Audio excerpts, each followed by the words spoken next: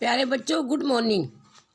बेटे, आज मैं जो चीज़ आपको समझाने जा रही हूँ, कल इसका 12 नंबर का आपका टेस्ट होगा। एक अपठित गद्यांश है जो मैं समझाने जा रही हूँ, उसके क्वेश्चन आंसर भी मैं आपको बता रही हूँ। और उसको आपने कल आपके पास ये पैराग्राफ पहुँच जाएगा और उसी का आपने टेस्ट देना है। तो आज आप ध्यान से सुनेंगे। निम्नलिखित गद्यांश को पढ़कर संबंधित प्रश्नों के उत्तर लिखिए। जिस जाति की सामाजिक अवस्था जैसी होती है उसका साहित्य भी वैसा ही होता है। जातियों की क्षमता और सजीवता यदि कहीं प्रत्यक्ष देखने को मिल सकती है तो उसके साहित्य रूपी आईने में मिल सकती है।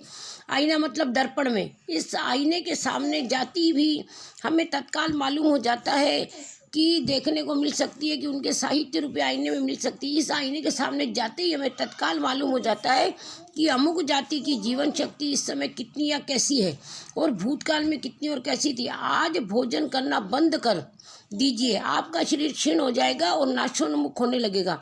इसी तरह आप साहित्य के रसास्वादन से अपने मस्तिष्क को वंचित कर दीजिए, वह निष्क्रिय होकर धीरे धीरे किसी काम का न रह जाएगा। बात यह है कि शरीर के जिस अंग का जो काम है, यदि वह उससे न लिया जाए तो उसकी वह काम करने की शक्ति नष्ट हुए बिना नहीं रहती। शरीर का खाद्य भोजन पदार्थ है और मस्तिष्क का खाद्य पदार्थ अच्छा साहित्य। अतएव यदि हम अपने मस्तिष्क को निष्क्रिय और कालांतर में निर्जीव सा नहीं कर डालना चाहते हैं तो हमें साहित्य का सतत सेवन करना चाहिए और उसमें नवीनता तथा पौष्टिकता लाने के लिए उसका उत्पादन भी करते जाना चाहिए। पर यदि याद रखिए, विकृत भोजन से जैसे शरीर रुग्ण होकर बिगड़ जाता है, उसी तरह विकृत साहित्य के मस्तिष्क भी विकारग्रस्त होकर रोगी हो जाता है। मस्तिष्क का बलवान और शक्ति संपन्न होना अच्छे साहित्य पर भी अवलंबित है, यानी टिका हुआ है। अतएव यह बात निर्भ्रांत बिना किसी भ्रम के शंका के मस्तिष्क के यथेष्ट विकास का एकमात्र साधन अच्छा साहित्य। यदि हमें जीवित रहना है और सभ्यता की दौड़ में अन्य जातियों की बराबरी करनी है तो हमें श्रद्धापूर्वक बड़े उत्साह से सत्य साहित्य का उत्पादन और प्राचीन साहित्य की रक्षा करनी चाहिए। अब इसके क्वेश्चन आंसर है। इस गद्यांश का उचित शीर्षक लिखिए। साहित्य की रक्षा, साहित्य का सृजन या अच्छे साहित्य की उपयोगिता या अच्छे साहित्य का विकास। शरीर और मस्तिष्क का खाद्य पदार्थ क्या है? अच्छा साहित्य। किसी जाति की क्षमता और सजीवता कहाँ दिखाई देती है? अच्छे साहित्य के आईने में।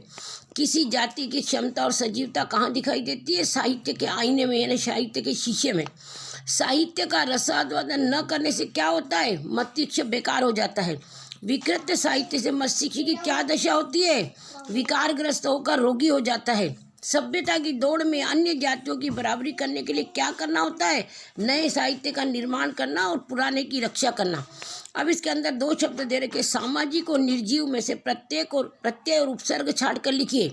उपसर्ग आगे लगते हैं, प्रत्यय पीछे लगते हैं। उपसर्ग है सा और सामाजिक में इक प्रत्यय है।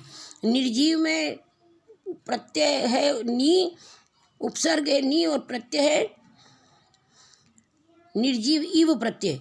तो आपने ये ध्यान रख के इसके दोनों को लिखना है और कल आपके पास ये पहुंचेगा। इसी में से पढ़ करके आपने उत्तर लिख लिया और मैंने उत्तर भी आपको सारे बता दिए।